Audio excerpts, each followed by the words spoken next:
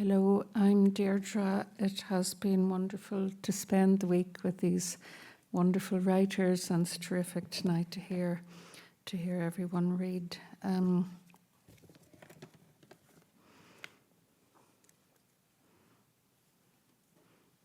going to read a section from a novel called Authenticity, which I published some years ago.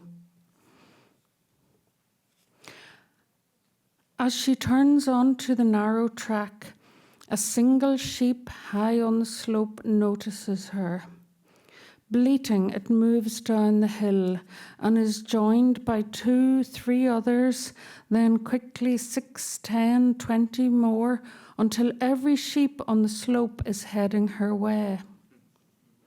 "You creatures," she calls, laughing, "I have nothing to give you," as they cluster by the wire that separates the track from the field. She can hardly hear her own voice over the loud humming sound of their bleating. Their backs are all stained indigo, and they run alongside the wire, tripping and tumbling, following her as she walks along until another line of wire halts their progress, penning them in. As she walks on up the valley, she can hear their sad, weird cries gradually dying away. The track stays close to the course of a river for some distance, so that she has the slope of the hill on one side and the tumbling peaty water on the other, until suddenly it rises steeply, leaving the river far below with the rounds that fringe it, with its pools and stones. The land opens out and is unfenced now. The Rowan, she thinks, the Rowans. She comes here in all seasons. She has never been out of Ireland. She never will be. But she cannot think that there is anything anywhere more vivid than the Rowans when they have their berries on a clear, cold day when the sky is bare. The red of the berries, the green of the leaves, the hard blue of the sky. Even the Mediterranean, she thinks, cannot offer such strong and powerful colours. But it is not like that today. For now everything is grey and dun and soft blue, muted colours of green, the old gold of faded bracken. When human memory has been outlived, the landscape remembers. She passes potato drills from the last century, low, soft, shadowy ridges in the thin soil. She passes the ruins of a farmhouse, forlorn now, its windows all shattered, its front door rotted and fallen, the roof collapsed in on itself like a fire late at night. A pert wren vanishes.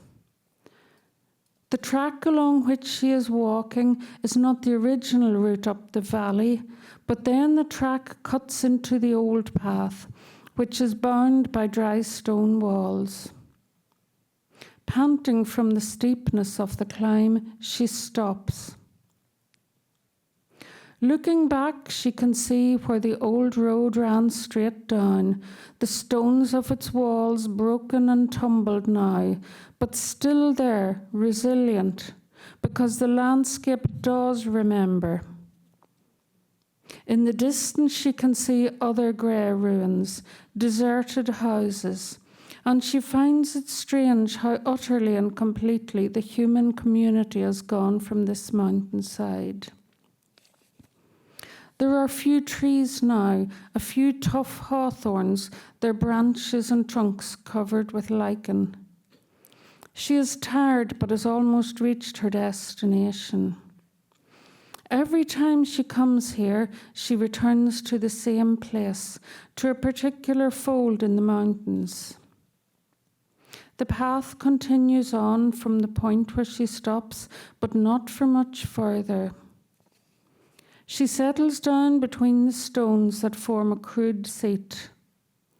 She is out of the wind here, and she looks back down the valley where the slopes softly interlock. In the foreground, directly in her line of vision, there is a single thorn. The sky is a crown of light, drifting, theatrical.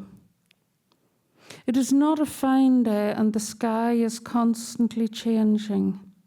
She lies back and watches huge torn grey clouds move swiftly overhead, expanding and contracting like liquid added to another liquid, like coloured ink in water, the same fringed dissolving quality. She likes it when this happens at night, when huge wild clouds are blown swiftly over a wild moon.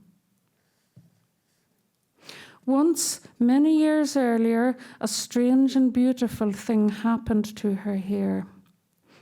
She was sitting on that day where she is sitting now, leaning back against the side of the hill with its low plants, its grasses and ferns. She had fallen into a sort of half-hypnotized, half-enchanted state, thinking of the landscape in which she was sitting, but not in a willed or forced way, receptive rather than seeking to impose a thought or idea. She was aware of her own breathing, rising and falling, aware of the great slope of the mountain on which she sat. And then, all at once, she realized that the ground beneath her was alive. The earth was alive. It was as though the land against which she was leaning was the flank of a massive animal. And the sky too, the moving shaggy clouds, the tumbling river, the thorn, the stones themselves, everything, interconnected and living and complete. It was a sacred, astounding moment, and it passed as swiftly as the rushing clouds. She has never told anyone, and she has certainly never forgotten it. This is why she has come to this place today, why she constantly returns. She feels she can enter here into the life of things in a way that is not possible otherwise or elsewhere. It has become a place as of which one might say, this is where we saw the kingfisher. This is where we found the rare wild orchid. One comes back not in the hope of finding such things again, but in gratitude for the mystery that was revealed there once. Thank you very much.